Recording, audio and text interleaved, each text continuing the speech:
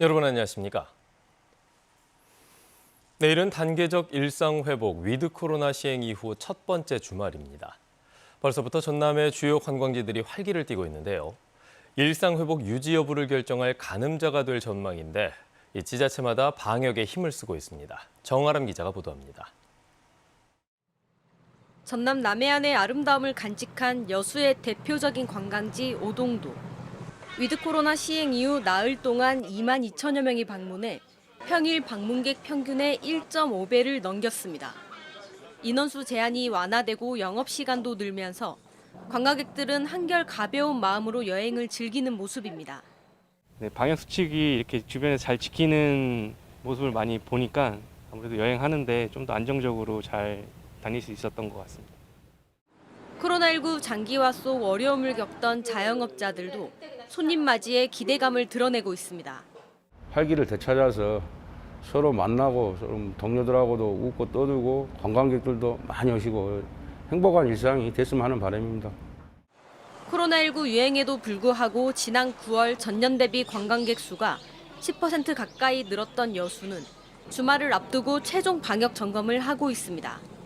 지난달 종료될 예정이었던 관광종합대책반 운영 기간을 올해 말까지 연장하고 주요 관광지 22곳에 방역요원 85명을 상시 배치할 계획입니다. 낭만포차 등 심야 영업이 이뤄지는 관광지에 대한 야간 특별 방역도 예정돼 있습니다. 튼튼한 방역 체계 구축이 무엇보다도 중요하다고 판단됩니다. 관광종합대책반을 상황 안정 시까지 연장 운영하기로 하였습니다. 순천만 국가정원에는 관람차와 해설사 서비스 이용 등 단체 관광 문의가 잇따르고 있습니다. 지난해 취소됐던 한편 국향대전이 위드 코로나 전환과 더불어 오늘부터 17일간 열릴 예정인 가운데 전남의 주요 관광지마다 관광객의 발길이 이어질 전망입니다. KBS 뉴스 정아람입니다. 백신 산업 특구로 지정된 화순에서 세계적 석학들이 참여하는 국제 백신 포럼이 열렸습니다.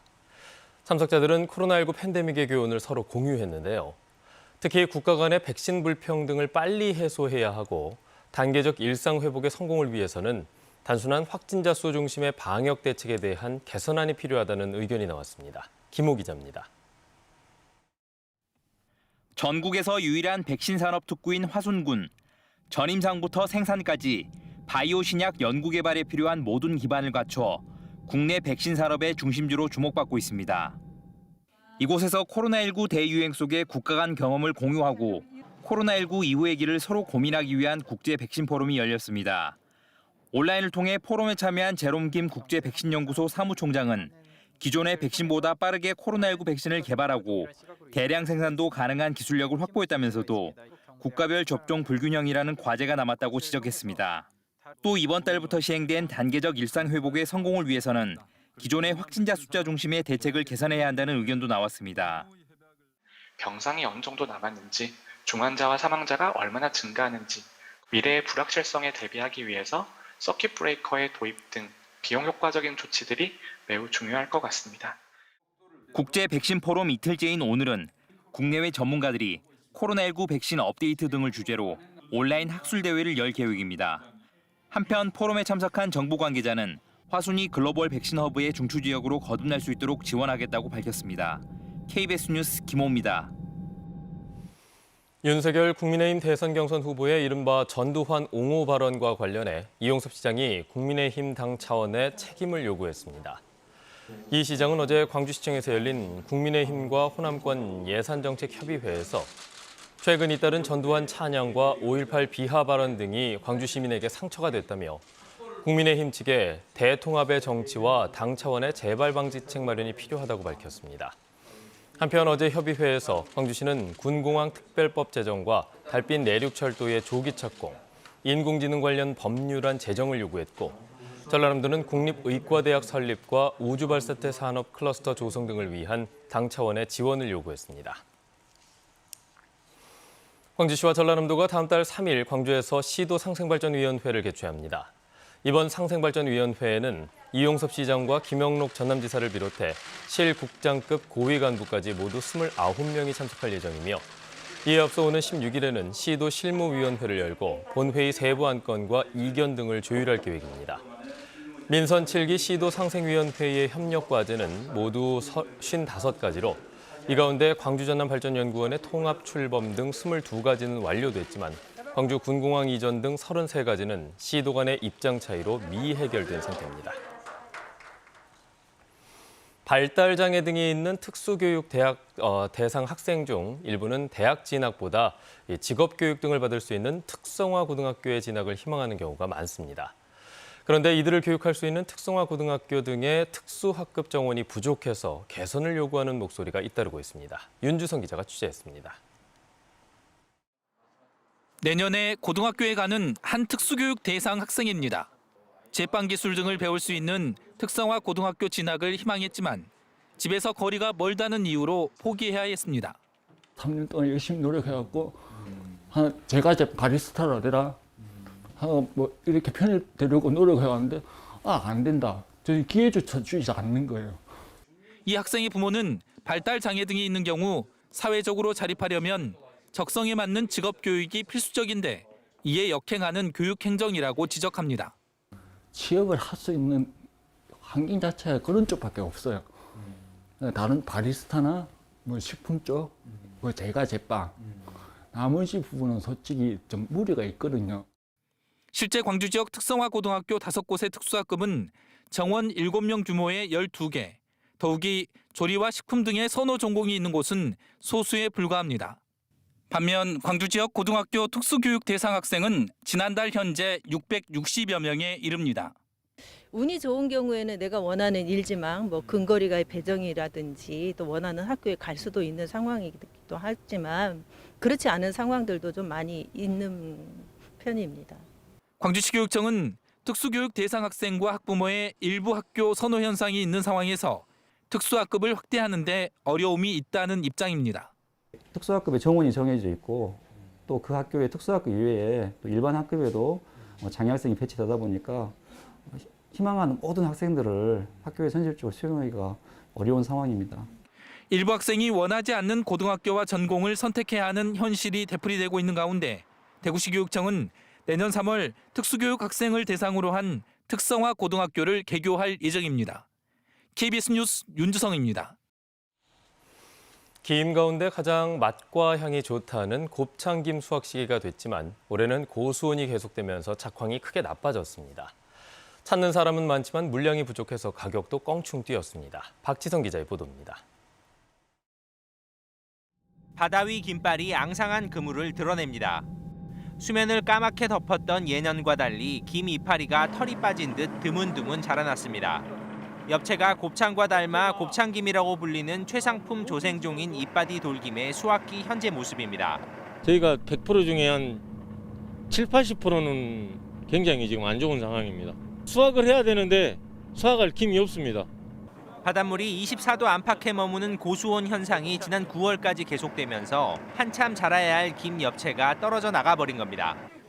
이 때문에 수확도 열흘 가까이 늦어졌고 생산량은 10분의 1 수준으로 줄었습니다.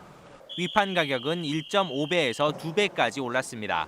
생산량이 많이 떨어지니까 작년도 기준으로 체육가 기준으로 5에서 10만 원 정도 높은 한 30만 원 후반대 정도 형성되고 있습니다. 그나마 최근 들어 수온이 평년 수준까지 떨어지면서 어민들은 겨울 김 양식에 기대를 걸고 있습니다. 현재 수온이 많이 정체돼서 작황이 좋지 않아서 생산량이 좀 적긴 한데 지금 수온이 많이 회복되었고 이제 점차 생산량이 좀 늘어날 것으로 생각하고 있습니다. 다만 수확기가 짧은 곱창김은 시기를 놓치면 아예 수확이 불가능해 어느 해보다 귀한 김이 될 것으로 보입니다. KBS 뉴스 박지성입니다. 식품 산업의 미래를 전망하는 2021 미래식품전이 개막했습니다. 코로나19 이후 식품 산업의 미래로라는 주제로 열리는 이번 식품전에는 180여 개 업체가 참가해 가정 간편식과 3D 푸드 프린팅 등 다양한 품목을 선보였습니다. 광주시는 이번 미래식품전을 통해 신규 식품 시장 개척과 함께 미래식품과 트렌드 등을 만나볼 수 있다고 밝혔습니다.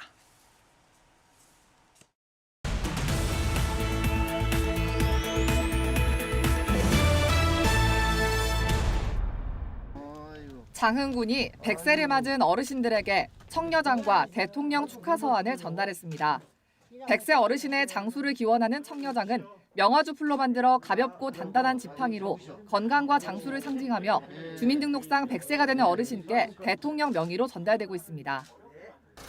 GS칼텍스가 역사 체험에 참여한 어린이들의 그림 작품을 활용한 가로 58, 세로 3m 크기의 초대형 타일 벽화를 여수시 충무동에 설치했습니다. GS칼텍스는 희망 에너지 교실 사업 일환으로 2017년부터 4년 동안 여수시 40개 지역 아동센터 어린이 1,200여 명이 참여하는 역사체험 탐구 활동을 지원해왔습니다. 지리산 원시림과 오색단풍의 절경을 간직하고 있는 지리산 피악골에서 제45회 지리산 피악골 단풍축제를 맞이해 단풍제례가 열렸습니다.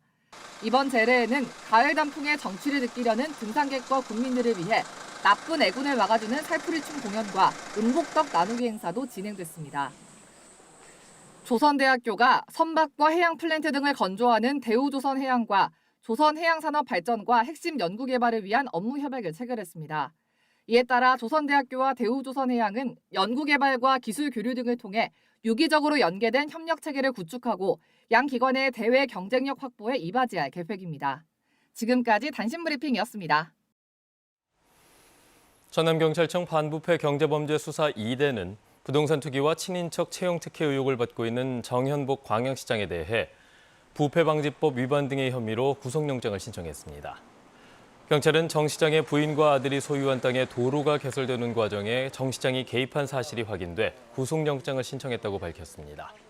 정 시장은 관련 혐의 일체를 부인하고 있는 것으로 전해졌습니다. 어제 오후 6시를 기준으로 광주에서는 코로나19 신규 확진자 11명이 발생했습니다. 신규 확진자 가운데 9명은 외국인으로 이 중 6명은 지인 모임과 관련해 확진됐습니다. 전남에서는 완도의 양식장에서 일하는 외국인 근로자들이 잇따라 확진되는 등 6개 시군에서 모두 11명이 확진됐습니다. 뇌출혈 증세를 보이는 양아들에게 수면제를 먹인 뒤 아동을 방치해 숨지게 한 부모가 징역형을 받았습니다. 광주지방법원 형사 11부는 2019년 4월 뇌출혈 증세를 보이는 3살 양아들에게 수면제를 먹여서 가족여행에 데려간 뒤 방치해서 숨지게 한 혐의 등으로 기소된 양모에게 징역 5년을, 양부에게는 징역 3년을 선고했습니다. 재판부는 부검 결과와 증거를 종합하면 수면제를 먹이지 않았고 양아들이 위중한 상태임을 몰랐다는 양부모의 진술을 받아들일 수 없다고 판단했습니다. 지인에게 법률적 조언을 해주고 돈을 받은 혐의로 재판에 넘겨진 현직 부장판사에게 검찰이 징역형의 집행유예형을 내려달라고 요청했습니다. 검찰은 광주지법에서 내린 대전지법 소속 A 부장판사에 대한 재판에서 징역 6개월에 집행유예 1년, 추징금 1,000만 원을 구형했습니다. A 판사는 지난 2017년 2차례에 걸쳐 지인의 진술서를 고쳐주고 모두 1,000만 원을 받은 혐의로 기소됐고 선고 공판은 오는 25일입니다. 광주 청년 한방병원 원장과 부적절한 금전 거래를 했다는 의혹을 받은 경찰관들에 대해 경찰이 혐의가 없다고 판단했습니다. 광주경찰청은 경찰관 2명이 사기 혐의로 구속 송치됐던 이모 원장에게 거액을 빌려주는 등의 금전 거래 사실을 확인하고 무등록 대부업이나 이자 제한법 위반 여부를 살펴봤지만 혐의가 없는 것으로 보고 불송치 결정을 했다고 밝혔습니다. 경찰은 이자가 없거나 상환 기한이 정해지지 않은 경우가 다수였던 만큼 지인끼리의 금전 거래로 판단했다고 설명했습니다.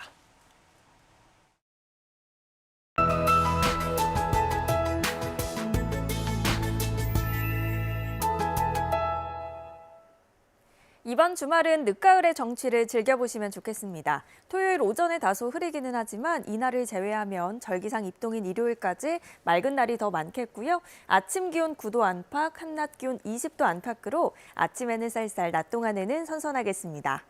다만 오늘은 공기가 탁하겠습니다. 오전까지 광주는 미세먼지 농도 나쁨 단계 예상되니까요. 마스크 쓰실 때 KF80 이상의 보건용 마스크 사용하셔야겠습니다. 오전까지 안개도 짙겠습니다. 구례와 보성, 영암 등은 가시거리가 200m 미만으로 짧아져 있는데요. 서해남부 앞바다도 안개가 짙게 낀 곳들이 있어서 해상 교통안전에 주의하셔야겠고 항공기 이용하시는 분들은 운항 정보도 미리 확인하시기 바랍니다. 다음 자세한 지역별 날씨입니다. 현재 기온 화순 5도, 나주 4도로 대부분 지역이 어제와 비슷합니다. 한낮 기온은 보성 19도, 광양 21도로 동부 지역은 어제보다 조금 낮겠습니다. 목포의 낮 최고 기온 20도, 영암과 강진 21도, 해남 20도로 어제와 비슷하겠습니다. 신안도 한낮 기온 21도까지 올라 선선하겠습니다. 바다의 물결은 서해남부 먼바다에서 최고 3m로 다소 높겠습니다. 다음 주 월요일부터 목요일까지 비 예보 나와 있는데요. 월요일 낮부터는 기온도 떨어져 추워지겠습니다. 날씨였습니다. 뉴스를 마칩니다. 여러분 고맙습니다.